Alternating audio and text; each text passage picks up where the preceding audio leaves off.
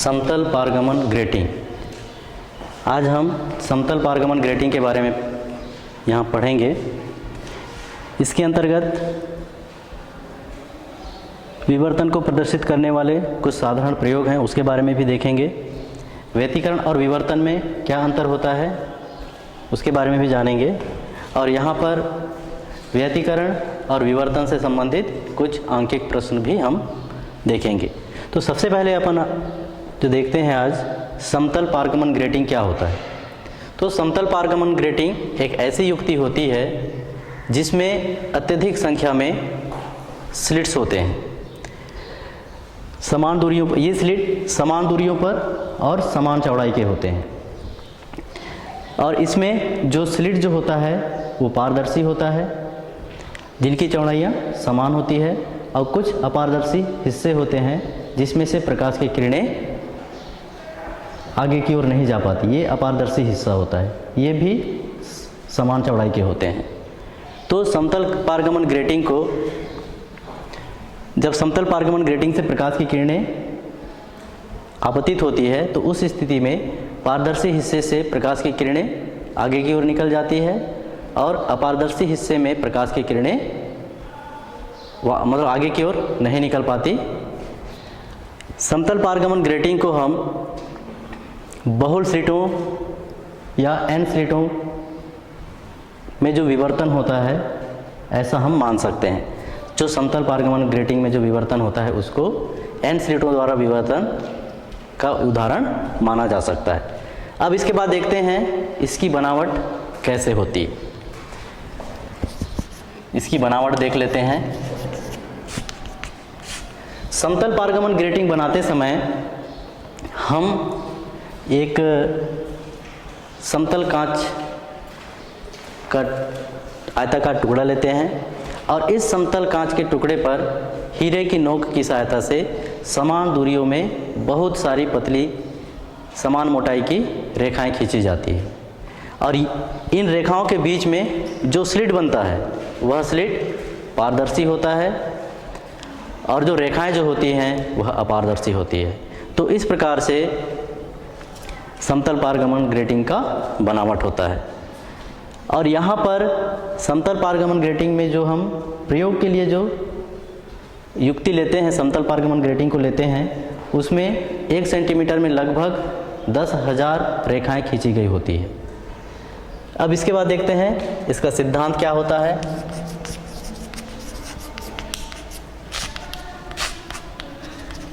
समतल पारगमन ग्रेटिंग का सिद्धांत बहुल स्लिटों पर आधारित है।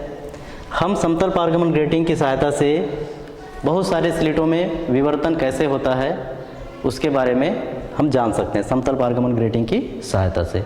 यदि समतल पारगमन ग्रेटिंग के में यदि 1 इंच में यदि 15,000 रेखाएं खींची गई हो तो उस स्थिति में जो ग्रेटिंग अंतराल जो होता है, अभी आगे देखेंगे ग्रेटिंग अंतराल के बारे में चित्र के माध्यम से। तो ग्रेटिंग अंतराल को अपन दर्शाते हैं a+b से, और यदि 1 इंच में 15,000 रेखाएं खींची गई होती है तो उस स्थिति में जो ग्रेटिंग अंतराल का जो मान होता है वह होता है 2.54 बटे इतना सेंटीमीटर, 15,000 सेंटीमीटर। हम इसको एक डायग्राम के माध्यम से देख सकते हैं। यहाँ पर देखिए, यदि मान लो L एक लेंस है, ये इसका सेंटर पॉइंट है,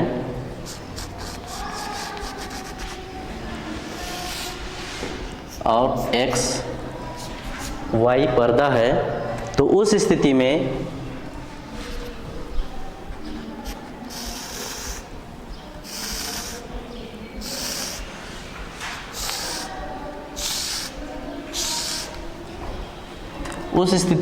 यदि G1 G2 यदि ये एक समतल पारगमन ग्रेटिंग है, उस स्थिति में इस पॉइंट को यदि कैपिटल A से दर्शाएं, इस पॉइंट को यदि हम कैपिटल B से दर्शाएं, और इस पॉइंट को यदि हम कैपिटल C से दर्शाएं, तो यहाँ पर ए बी एक पारदर्शी हिस्सा होता है जिसमें से प्रकाश की किरणें इस लेंस के माध्यम से फोकसित होकर के इस बिंदु PO पर मिलती है। उसी प्रकार से इधर से भी ये इस लेंस की सहायता से फोकसित होकर के बिंदु PO पर मिलती है।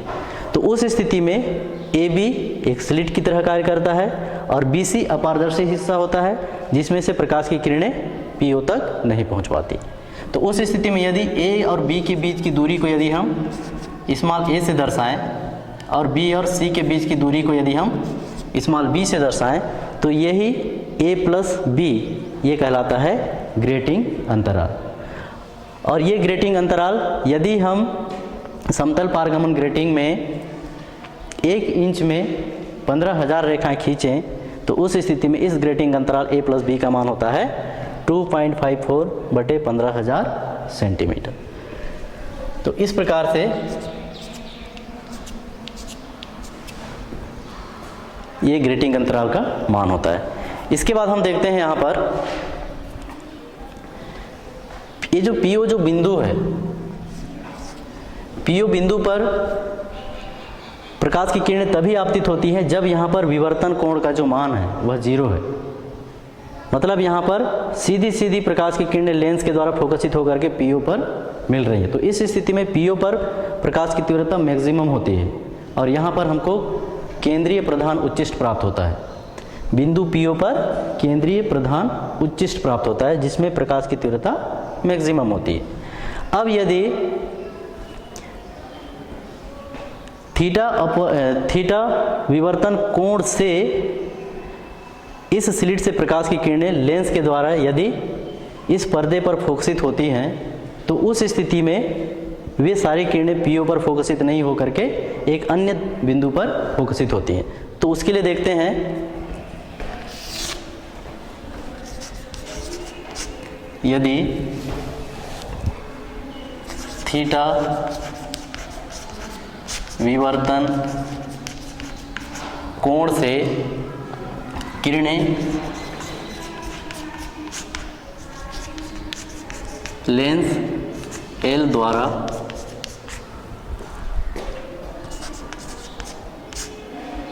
पर्दे XY पर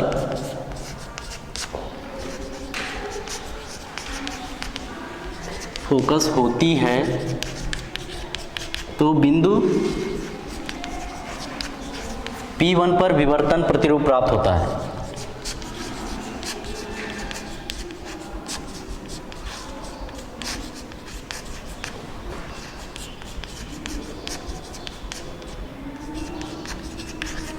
और इस स्थिति में जो पथांतर जो होता है, इस स्थिति में पथांतर को हम इसके लिए हम एक दूसरा डायग्राम बनाते हैं यहाँ पर।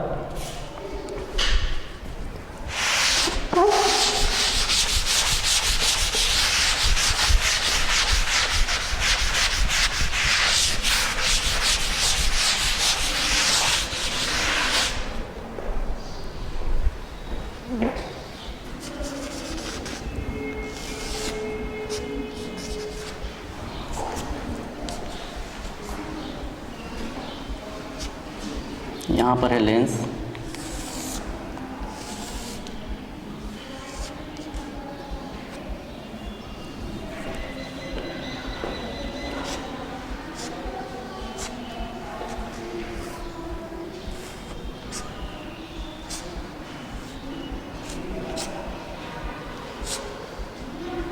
यदि थीटा कोण से इस लेंस पर आपतित होती है इस प्रकार से,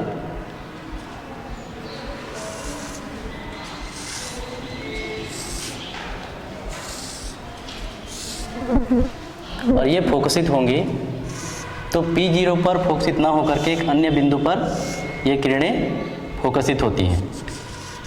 मान लो इसे हम P1 से दर्शाएं तो उस स्थिति में इस बिंदु पर फोकसित होती है और ये जो कोण होता है ये थीटा के बराबर होता है। ये पॉइंट A है, ये पॉइंट B है, ये पॉइंट C है। यदि हम बिंदु A से इस पर लंब खींचें AD तो ये पथांतर कहलाता है। AD। एक लंब खींचे तो CD जो होता है ये पथांतर कहलाता है। तो यहाँ पथांतर बराबर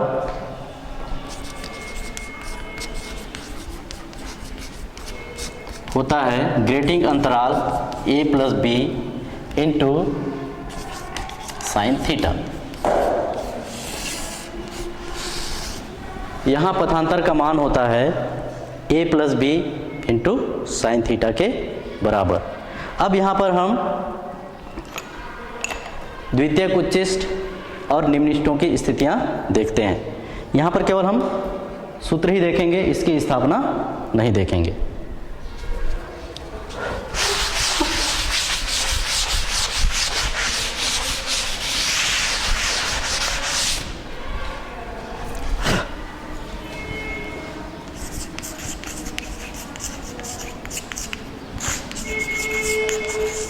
उच्चिष्ठों की स्थिति। अब हम देखते हैं उच्चिष्ठों की क्या स्थिति है। तो उच्चिष्ठों की स्थिति के लिए जो सूत्र है, इस सूत्र से दिया जाता है A प्लस बी आपका ग्रेटिंग अंतराल है, साइन थीटा, जहाँ पर थीटा विवर्तन कोण है, तो A plus B sine theta बराबर होता है plus minus n into lambda, जहाँ n का मान 1, 2, 3 आदि हो सकते हैं, और लेमडा जो होता है ये प्रकाश का तरंग दैर्घ्य है। तो उच्चिष्ठों की स्थिति को हम इस सूत्र की सहायता से ज्ञात कर सकते हैं। इसके बाद हम देखते हैं निम्निष्ठों की स्थिति।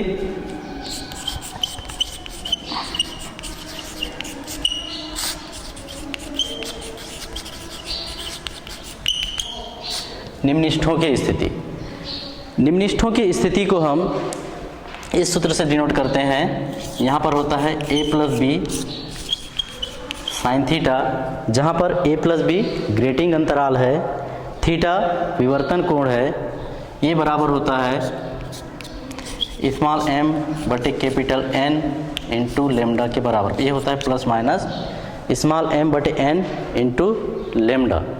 इसको दे देते हैं अपन इक्वेशन नंबर तीसरा। यहाँ स्मॉल m बटे n का मान n स्मॉल n के बराबर नहीं होता। यहाँ स्मॉल m बटे n ये बराबर नहीं है n के। यदि ये n के बराबर हो जाएगा तो वह उच्चिष्ठों की स्थिति हो जाएगी।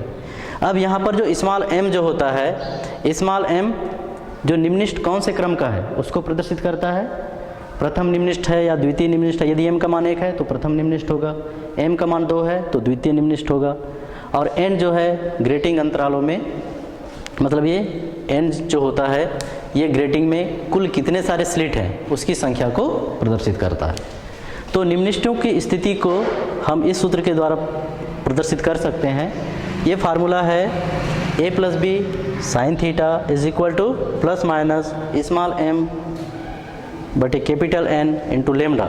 यहाँ A प्लस बी ग्रेटिंग अंतराल है, थीटा विवर्तन कोण है, स्मॉल m निम्निष्ठ का क्रम है, और कैपिटल N ये ग्रेटिंग में, मतलब समतल जो पारगमन ग्रेटिंग है उसमें कुल कितने स्लिट हैं उसकी संख्या है, और लेमडा प्रकाश का तरंग दैर्घ्य। तो इन सूत्रों की सहायता से हम उच्चिष्ठों की स्थिति और निम्निष्ठों की स्थिति समतल पारगमन ग्रेटिंग में हम ज्ञात कर सकते हैं। इसके बाद हम देखते हैं अगला टॉपिक है हमारा विवर्तन को प्रदर्शित करने वाले कुछ साधारण प्रयोग।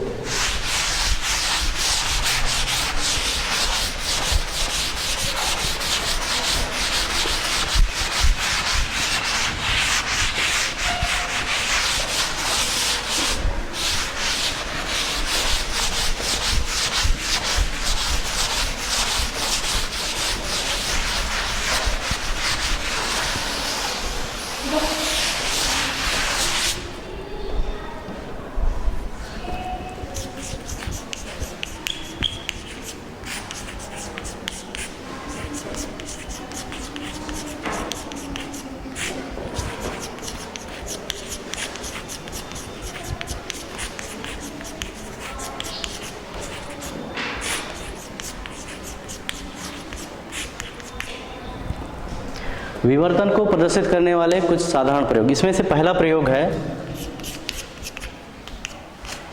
जिसकी सहायता से हम एकल स्लिट में विवर्तन कैसे होता है उसको हम आसानी से प्रयोग करके देख सकते हैं। इसके लिए हम क्या करते हैं, जो ब्लेड जो होता है रेज़र ब्लेड, 2 रेज़र ब्लेड लेते हैं और उसको इस प्रकार से पकड़ते हैं उन दोनों रेज़र ब्लेडों को कि वहाँ पर एक स्लिट बने। जैसे रेज़र ब्लेड जो होता है, 2 रेज़र ब्लेड, इधर मान लो एक रेज़र ब्लेड ऐसा है, इधर का ब्लेड ऐसा है। इसको इस प्रकार से पकड़ें कि दोनों के बीच में एक स्लिट बने और इसकी दूसरी ओर यदि कोई प्रकाश स्रोत हो, उस प्रकाश स्रोत को हम देखते हैं और इसके बीच की जो दूरी है उसको क्रमशः कम करते जाते हैं। तो एक स्थिति ऐसे होती है कि हमें प्रकाश की जो किरणें हैं वो रंगीन दिखाई देना होती, मतलब रंगीन दिखाई देता है। जब दोनों ब्लेडों को हम इस प्रकार से पकड़ते हैं कि दोनों ब्लेडों के बीच एक स्लिट बने और दूसरी ओर प्रकाश स्रोत हो, उस प्रकाश स्रोत को हम देखते हैं और साथ ही साथ देखते हुए ये जो स्लिट की जो दूरी है उसको क्रमशः कम करते जाते हैं। तो एक स्थिति ऐसा होता है कि हमें जो प्रकाश की जो किरणें हैं वो रंगीन दिखाई देती हैं, दूसरी ओर की किरणें, जो कि हमें विवर्तन की घटना को बताती है। तो ये इसका पहला प्रयोग था। उसके बाद फिर दूसरा प्रयोग,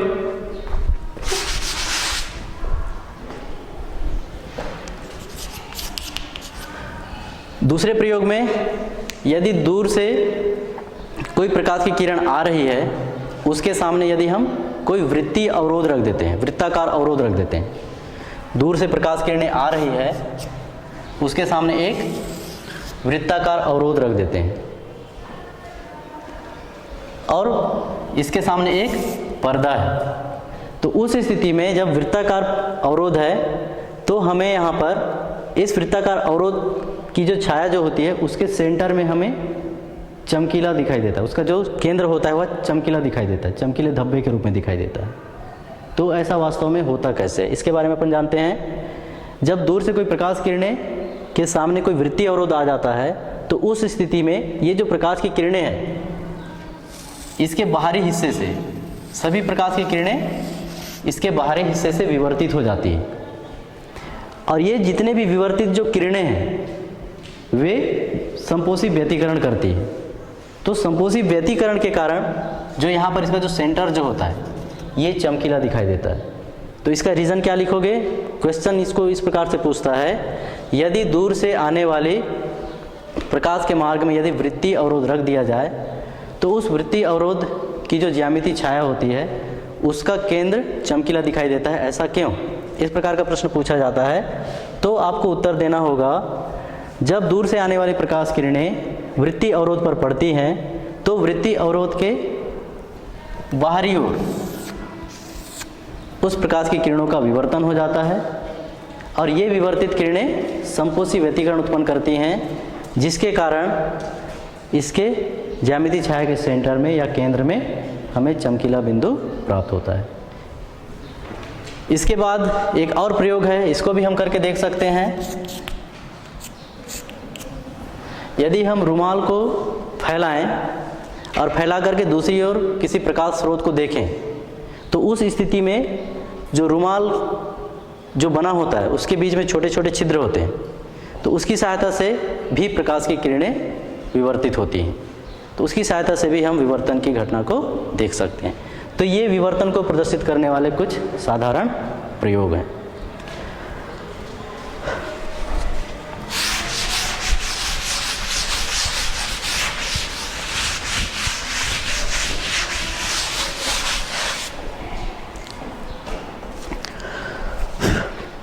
इसके बाद अपन देखते हैं ध्वनि और प्रकाश तरंगों में जो विवर्तन होता है, तो कैसे विवर्तन होता है उसके बारे में जानते हैं।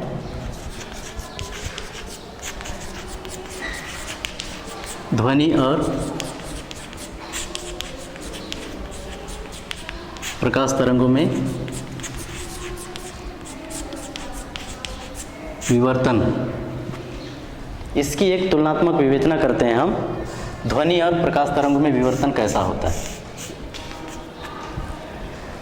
जैसे हम किसी रूम में बैठे हैं और रूम के बाहर या कमरे के बाहर कोई आवाज़ आ रही है तो रूम में बैठे हुए व्यक्तियों को भी वही आवाज़ सुनाई देती है।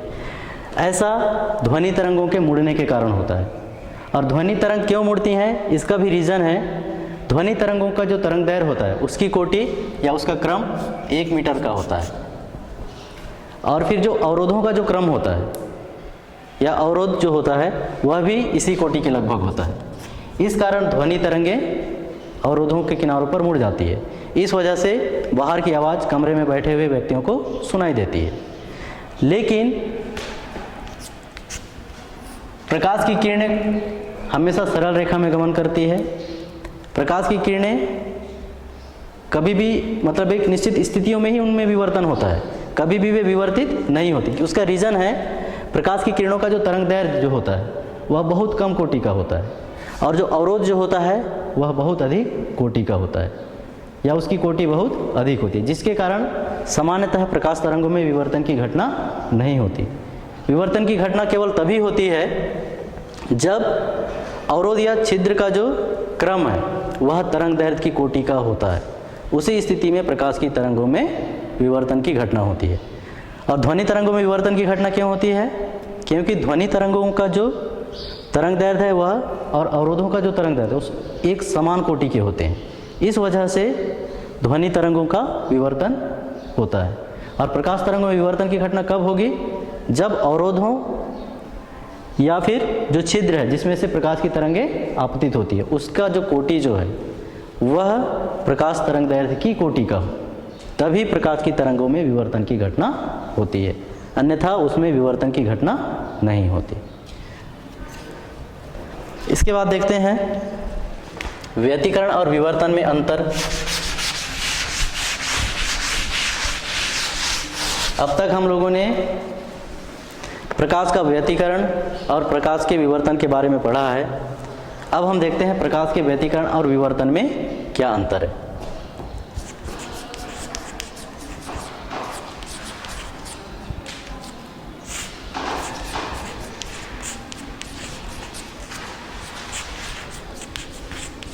व्यतिकरण और विवर्तन में अंतर। अब तक हमने देखा प्रकाश के व्यतिकरण के बारे में जाना है और विवर्तन के बारे में भी जान चुके हैं, तो अब इनमें अंतर क्या होता है इसके बारे में देखते हैं। तो जैसे इसमें पहला अंतर देखिए, इधर है व्यतिकरण और इधर विवर्तन।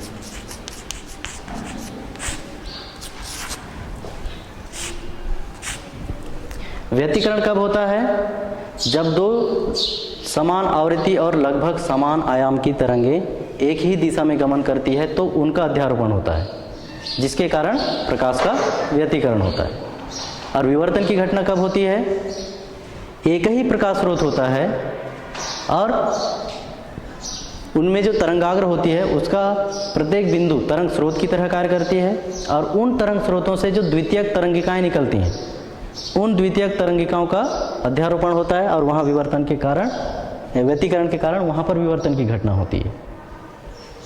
मतलब विवर्तन के लिए एक ही प्रकाश स्रोत होता है और व्यतिकरण के लिए दो प्रकाश स्रोत होते हैं और ये दोनों प्रकाश स्रोत लगभग समान आवृत्ति मतलब समान आवृत्ति और लगभग समान आयाम के होते हैं, उनका अध्यारोपण होता है जिसके कारण विवर्तन की घटना होती है। व्यतिकरण में एक ही प्रकाश स्रोत में जो तरंगाग्र होता है उसमें से द्वितीयक तरंगिकाएं निकलती है जिसमें उनके द्वितीयक तरंगिकाओं के अध्यारोपण के कारण वहाँ पर विवर्तन की घटना होती है।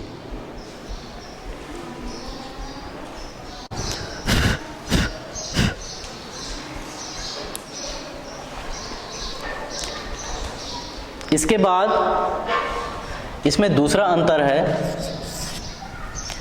दूसरा अंतर व्यतिकरण फ्रिंजों की जो चौड़ाई जो होती है वो एक समान होती है। व्यतिकरण जो फ्रिंजों की चौड़ाई जो होती है वो हमेशा एक समान होती है, जबकि विवर्तन जो फ्रिंजें जो होती है वो कभी भी समान नहीं हो सकती। व्यतिकरण फ्रिंजें समान होती है विवर्तन फ्रिंजें समान नहीं होती है। इसके बाद फिर इसमें तीसरा अंतर है, सभी जो दीप्त फ्रिंजें जो होती है उनकी तीव्रता एक समान होती है, और विवर्तन में भी केवल केंद्रीय उच्चिष्ट की जो तीव्रता जो होती है वह अधिकतम होती है, क्योंकि विवर्तन में एक केंद्रीय उच्चिष्ट होता है और बाकी द्वितीयक उच्चिष्ट कहलाते हैं। तो जो केंद्रीय उच्चिष्ट होता है उसकी तीव्रता मैक्सिमम होती है, और जो द्वितीयक उच्चिष्टों की जो तीव्रता है वह क्रमशः कम होते जाती है विवर्तन की घटना में। उसके बाद फिर व्यतिकरण में जो अदीप्त फ्रिंजें बनती हैं, इसमें चौथा अंतर है, व्यतिकरण में जो अदीप्त फ्रिंजें जो बनती है उसकी तीव्रता शून्य होती है, और जबकि विवर्तन में जो अदीप्त फ्रिंजें जो बनती है उसकी तीव्रता कभी भी शून्य नहीं होती है, मतलब एकदम से वो जीरो के बराबर नहीं होता जब विवर्तन में अदीप्त फ्रिंजें बनती हैं उनकी जो तीव्रताएं हैं। तो इस प्रकार से ये चार अंतर हैं। पहला अंतर परिभाषा से संबंधित है, दूसरा अंतर व्यतिकरण जो फ्रिंजें हैं उसकी चौड़ाई से संबंधित है, तीसरा अंतर दीप्त फ्रिंज कैसे बनते हैं उससे संबंधित है, और जो चौथा अंतर है ये अदीप्त फ्रिंज के बारे में है। तो इस प्रकार से ये व्यतिकरण और विवर्तन में अंतर है।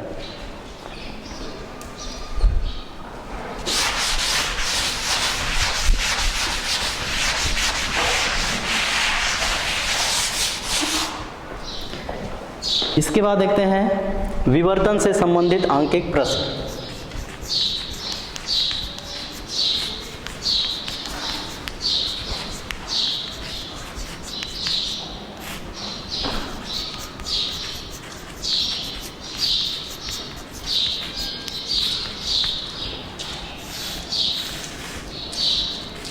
विवर्तन से संबंधित आंकिक प्रश्न। इसमें से हमारा पहला प्रश्न है,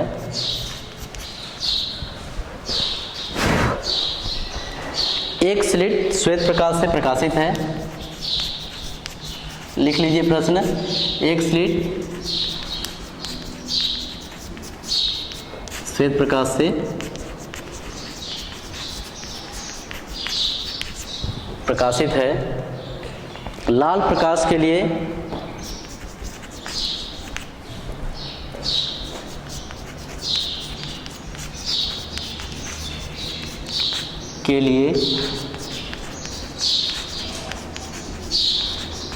तरंगदैर्घ्य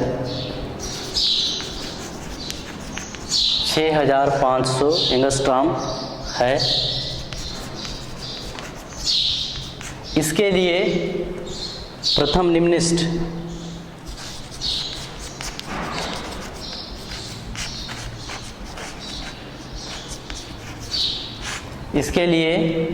निम्नलिखित थीटा बराबर 30 अंश पर प्राप्त होता है।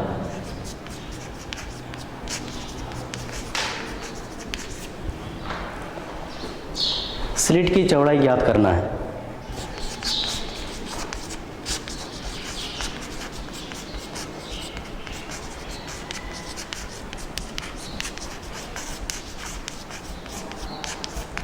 स्लिट की चौड़ाई ज्ञात कीजिए। हमारा प्रश्न है, एक स्लिट श्वेत प्रकाश से प्रकाशित है। लाल प्रकाश के लिए तरंगदैर्घ्य 6500 एंगस्ट्रॉम है। इसके लिए प्रथम निम्नलिखित थीटा बराबर 30 अंश पर प्राप्त होता है। तो हमें स्लिट की चौड़ाई ज्ञात करनी है। यहाँ पर जो सूत्र जो प्राप्त होगा वो किसके लिए प्राप्त होगा? प्रथम निम्नलिखित के लिए हमारा क्या फार्मूला होता है? प्रथम निम्नलिखित के लिए जो पथांतर जो होता है वो होता है डी साइन थीटा बराबर लेमडा। तो यहाँ पर जो सूत्र होगा वो सूत्र होगा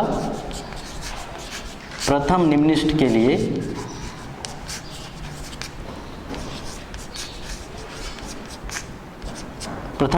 लिए डी साइन थीटा बराबर लेमडा होता है। यहाँ पर डी स्लिट की चौड़ाई है, थीटा विवर्तन कोण है और लेमडा तरंगदैर्घ्य है। तो यहाँ पर अब दिया है लेमडा बराबर दिया है लेमडा लाल प्रकाश के लिए कितना दिया है? 65,000 एंगस्ट्रॉम। एंगस्ट्रॉम किसको कहते हैं? एक एंगस्ट्रॉम बराबर कितना होता है? एक एंगस्ट्रॉम बराबर होता है 10 की घात माइनस 10 मीटर। इस एंगस्ट्रॉम को हम मीटर में बदलेंगे, तो मीटर में बदलते हैं तो ये हमको प्राप्त होता है 6500 गुणित एंगस्ट्रॉम का मतलब होता है 10 की घात माइनस 10 मीटर। तो लेमडा बराबर मिल गया हमको 6500 गुणित 10 की घात माइनस 10 मीटर। और थीटा बराबर दिया है 30 अंश, अतः साइन 30 अंश का मान कितना हो जाएगा? साइन थीटा बराबर साइन 30 अंश, और साइन 30 अंश का मान होता है 1/2। 1/2 मतलब 0.5। अब इन मानों को हम सूत्र में रखते हैं।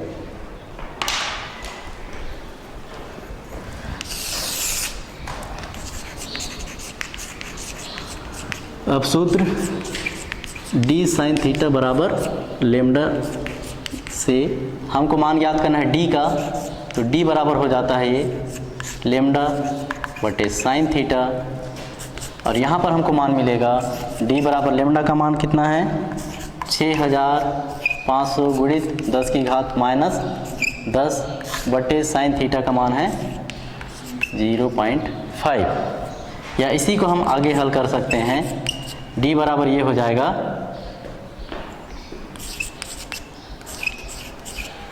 बटे 5, दशमलव हटा देते हैं तो आसानी से हल हो जाता है। अब इसके बाद डिवाइड कर देते हैं। d बराबर मिलेगा 5 से डिवाइड करो, 5 एकम 5, 5 तिया 15, और ये 3 0 गुणित 10 की घात माइनस 10। अब यहाँ पर देखिए ये इतना मीटर है। अब यहाँ पर देखिए इस संख्या के सबसे अंत में दशमलव होता है, और दशमलव जब भी बाईं ओर प्रतिस्थापित होता है तो उस स्थिति में उसे हम 10 के घात के धनात्मक घात के रूप में लिखते हैं। जब भी दशमलव बाईं ओर प्रतिस्थापित होता है तो उस स्थिति में हम जितना स्थान दशमलव प्रतिस्थापित होता है उतना 10 के ऊपर घात लगा करके यहाँ गुणा करते हैं। तो जब भी इसको वैज्ञानिक पद्धति में लिखा जाता है तो उस स्थिति में दशमलव से पहले केवल एक ही अंक होता है, तब तक हम दशमलव को प्रतिस्थापित करते हैं। तो किसी भी संख्या के सबसे लास्ट में दशमलव होता है, तो यहाँ पर दशमलव है तो इधर कितने स्थानों तक प्रतिस्थापित करना पड़ेगा? 1 2 3 और 4 स्थानों तक दशमलव को प्रतिस्थापित करेंगे। तो हम इसको आगे लिख सकते हैं 1.3 into 10 to power 4 into 10 to power minus 10 इतना मीटर। और ये हमको मिलेगा d बराबर 1.3 इंटू, आधार समान रहने पर घात जुड़ते हैं इसलिए ये हो जाएगा 4 में माइनस 10 जुड़ेगा तो -6 इतना मीटर। तो d बराबर मिलेगा हमको 1.3 इंटू 10 टू पावर -6 मीटर। ये स्लिट की चौड़ाई है। ये हमारा आंसर है।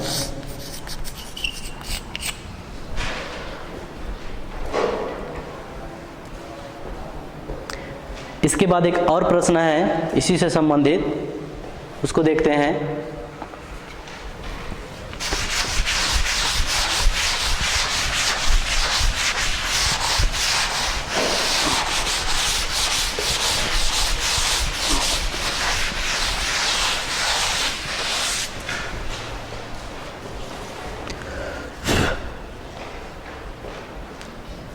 दूसरा प्रश्न, एक डी चौड़ाई वाला स्लिट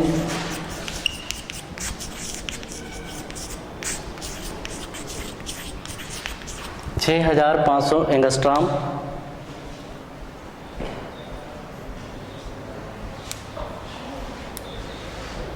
तरंग दैर्ध्य वाले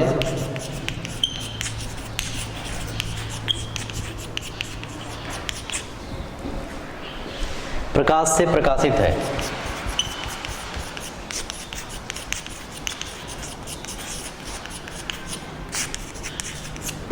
एक डी चौड़ाई वाला स्लिट 6500 एंगस्ट्रॉम तरंगदैर्घ्य वाले प्रकाश से प्रकाशित है। डी के किस मान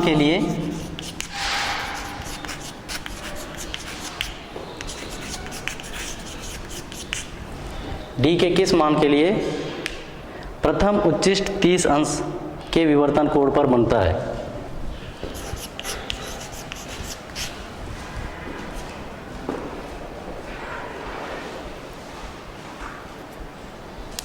प्रथम उच्चिष्ट डी के किस मान के लिए प्रथम उच्चिष्ट 30 अंश के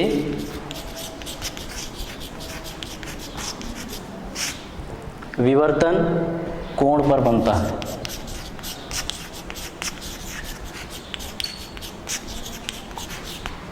देखो, पिछले और अभी के प्रश्न में थोड़ा सा अंतर है। पिछला जो प्रश्न था उसमें प्रथम निम्निष्ठ था, यहाँ पर है प्रथम उच्चिष्ट।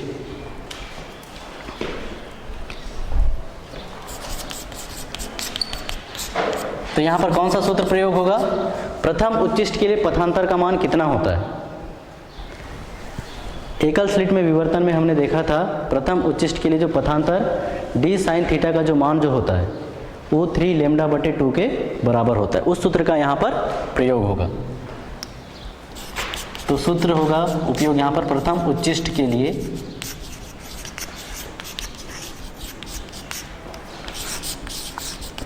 d sin थीटा बराबर होता है 3 लैम्डा बटे 2।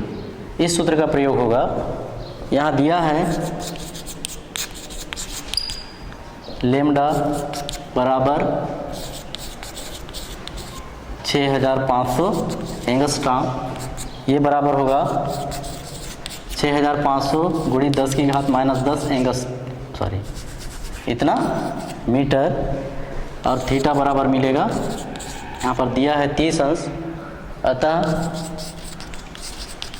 साइन थीटा बराबर मिल जाएगा साइन 30 अंश बराबर 0.5। इसके बाद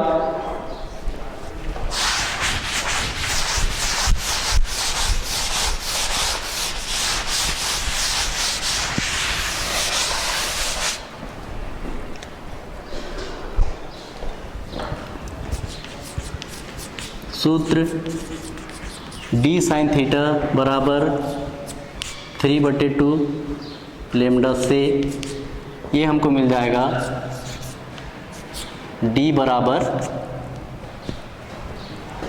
3 लैम्डा बटे 2 इंटू साइन थीटा, और ये मान रखेंगे हम यहाँ पर। तो d बराबर 3 गुणित 6500 गुणित 10 की घात माइनस 10 बटे 2 इंटू साइन थीटा का मान हो जाएगा 0.5। तो ये हमको प्राप्त हो जाएगा 0.5 इंटू 2 1। तो ये मिल जाएगा हमको d बराबर, ऊपर में गुणा कर देते हैं यहाँ पर 3 0 0 3 0 0 6 18 और 1 19 19,500 गुणित 10 की घात माइनस 10 इतना मीटर। या इसी को अपन वैज्ञानिक पद्धति में लिखें तो वैज्ञानिक पद्धति में क्या होता है, दशमलव से पहले केवल एक ही अंक होना चाहिए। तो यहाँ पर दशमलव से पहले 1 2 3 4 5 अंक है, इसलिए हम इसको दशमलव को बाईं ओर प्रतिस्थापित करेंगे। तो ये हमको मिलेगा d बराबर 1.95 इंटू 10 टू पावर 1 2 3 4, 4 स्थान प्रतिस्थापित किए हैं तो 4 गुणित 10 की घात माइनस 10 मीटर, और यहाँ से हमको मिल जाएगा d बराबर 1.95 इंटू 10 टू पावर माइनस 6 इतना मीटर। ये हमारा आंसर।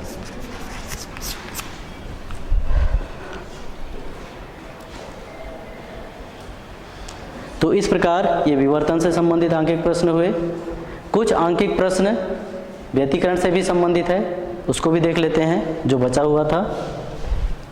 व्यतिकरण से संबंधित आंकिक प्रश्न।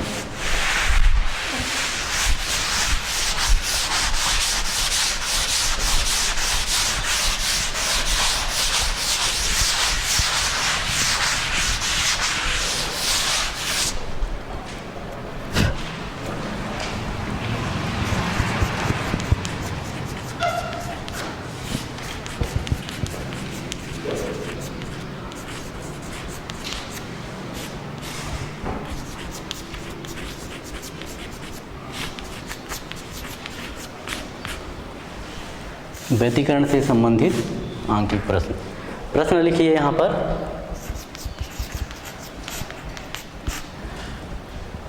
यंग के प्रयोग में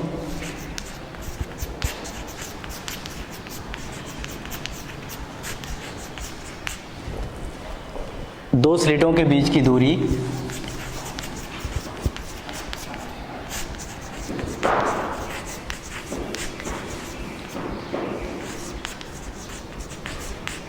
दो स्लिटों के बीच की दूरी 0.03 सेंटीमीटर है।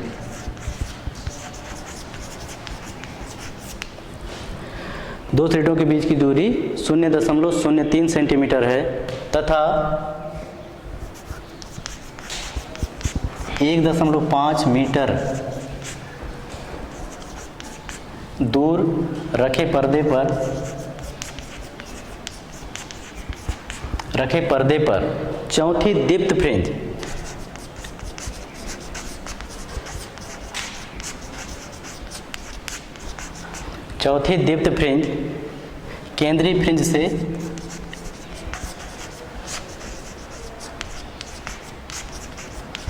केंद्रीय फ्रिंज से 1 सेंटीमीटर दूर है।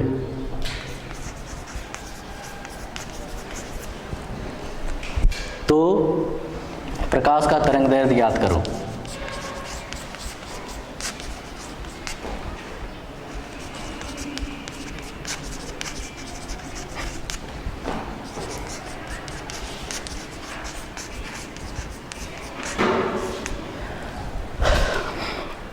हमारा प्रश्न है, यंग के प्रयोग में दो स्लिटों के बीच की दूरी 0.03 सेंटीमीटर है तथा 1.5 मीटर दूर रखे पर्दे पर चौथी दीप्त फ्रिंज केंद्रीय फ्रिंज से 1 सेंटीमीटर दूर है। तो हमें प्रकाश का तरंगदैर्घ्य ज्ञात करना है।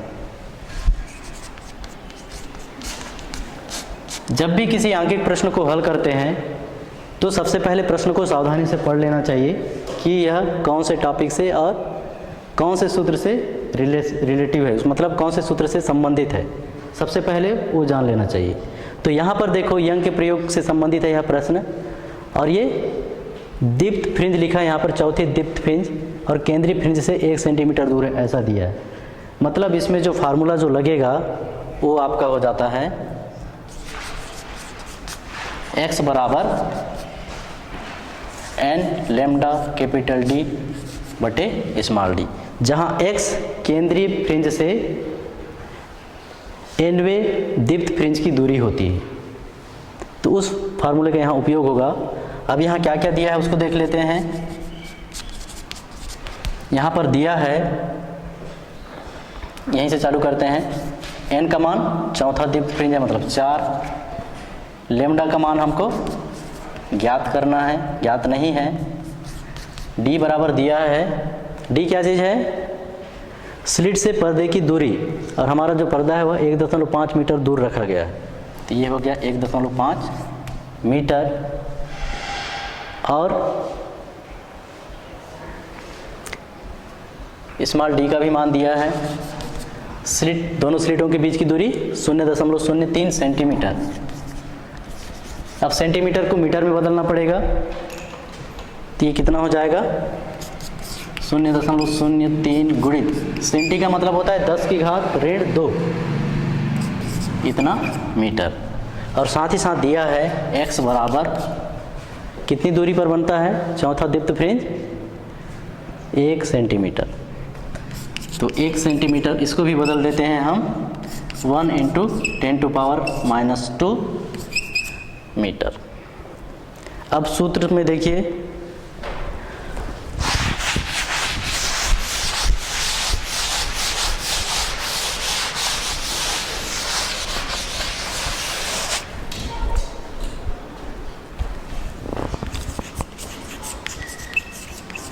अब सूत्र x बराबर n × लैम्डा कैपिटल D बटे स्मॉल d से, यहाँ से हमको लैम्डा बराबर मिल जाएगा x × स्मॉल d पूरे का बटे n × कैपिटल D। मान रखने पर लेमडा बराबर मिल जाएगा, x का मान है आपका 1 into 10 to power -2 into D का मान है, स्मॉल डी का मान 0.03 इंटू 10 टू पावर -2, n का मान है 4 इंटू डी का मान है 1.5। अब इसको हम लिख सकते हैं लेमडा बराबर 0.03 गुणित 10 की घात -2 और -2 -4 बटे, इन दोनों को गुणा कर देते हैं, ये हो जाता है 6.0,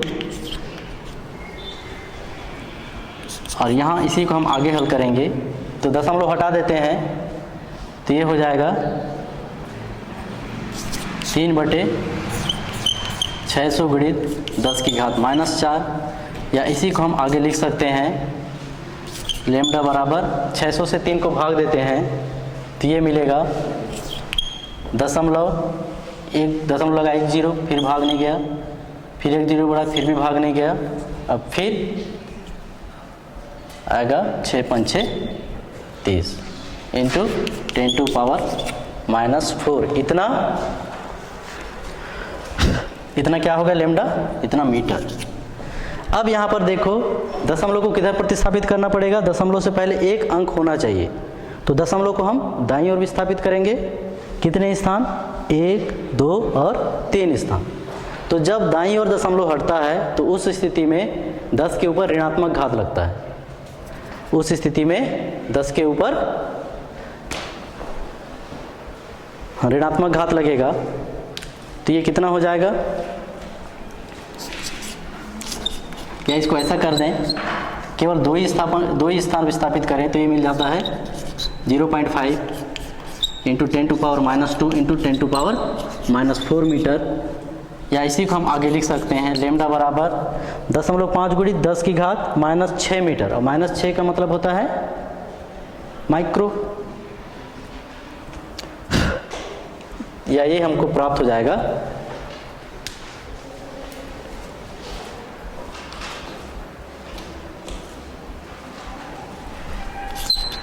0.5 गुणित 10 की घात -6 मीटर, या यही हमको, इसी को हम आगे लिखना चाहें तो इसको हम लिख सकते हैं, यदि दशमलव को और आगे की ओर प्रतिस्थापित करें तो 4 स्थान प्रतिस्थापित करेंगे, तो 4 स्थान प्रतिस्थापित करेंगे तो 5000 गुणित 10 की घात -4 इंटू 10 की घात -6 इतना मीटर हो जाएगा, और 5000 गुणित 10 की घात -10 होगा, तो उस स्थिति में इसको अपन यहाँ पर लिखते हैं